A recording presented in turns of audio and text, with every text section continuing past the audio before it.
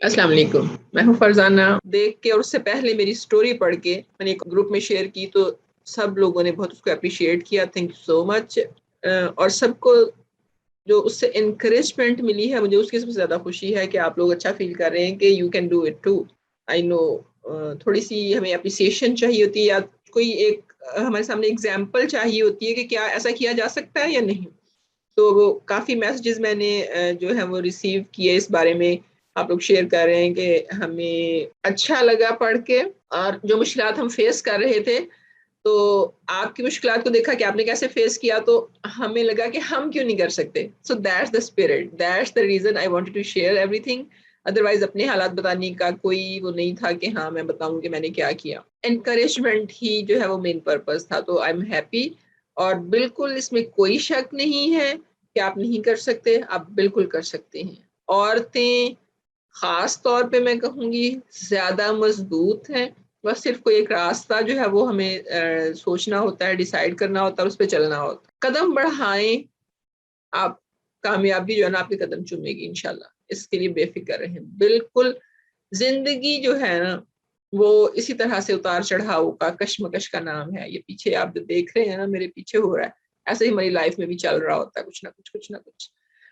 اور زندگی ایسے ہی ہے، حرکت کا نام ہی زندگی ہے۔ اگر کوئی چیز کہیں پہ ٹھہر جاتی ہے تو زندگی اس کا مطلب ختم ہو گئی۔ جب انسان بھی ایسے ہی ہے نا کہ جب آپ دیکھتے ہیں کہ اب یہ حرکت نہیں کر رہا تو کہتے ہیں کہ یہ مر گیا۔ آئی نو مشکلات بہت مشکلیں ہوتی ہیں کہ ان کو ایسے لگتا ہے کہ اب ختم ہو گئی ہے دنیا۔ نہیں، دنیا ختم نہیں ہوتی۔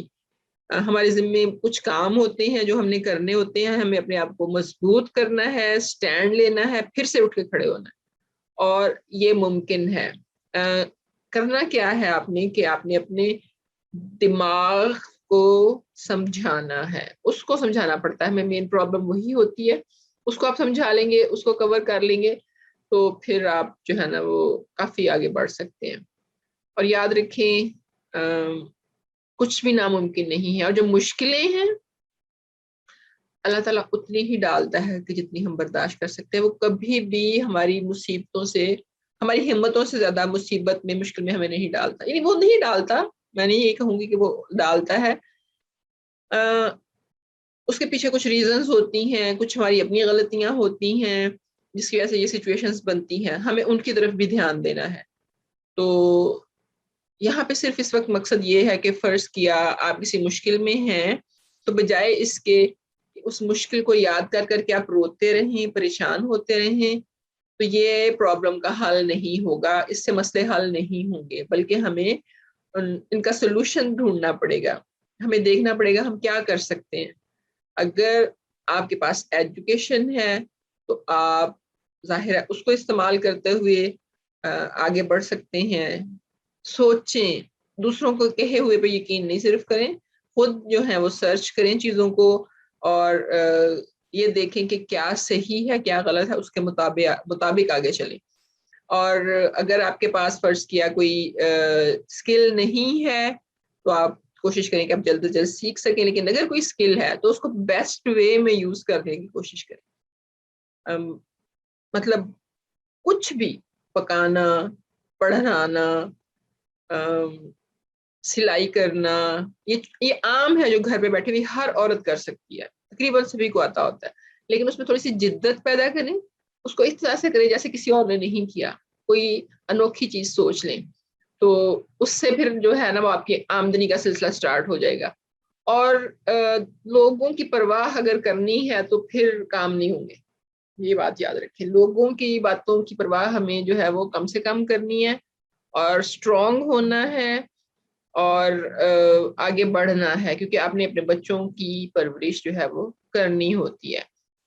ان کو دیکھیں کہ وہ ذمہ داری آپ کے سامنے ہے، آپ پریشان ہو رہے ہیں، آپ کے ساتھ آپ کا ساتھی نہیں رہا، لیکن بچوں کو ان چیزوں سے کوئی مطلب نہیں ہوتا، یعنی کہ وہ نہیں سمجھتے کہ آپ کے ساتھ کیا گزر رہی ہے۔ چھوٹے تو خاص طور پہ نہیں سمجھ سکتے، بڑے جو ہیں وہ ٹھیک ہے، وہ مس کریں گے اس شخصیت کو جو لائف میں نہیں ہے، لیکن جو آپ کی کیفیت ہے وہ آپ ہی سمجھ سکتے ہیں، دوسرے نہیں سمجھ سکتے۔ تو اپنی پرابلمس کو آپ نے حل کرنے کی کوشش کرنی ہے، ان کا حل ڈھونڈنا ہے۔ اور جس قسم کی بھی گائیڈ لائنس چاہیے ہوں گی انشاءاللہ کوشش کریں گے کہ ہم مل جل کے ان کو تلاش کر سکیں.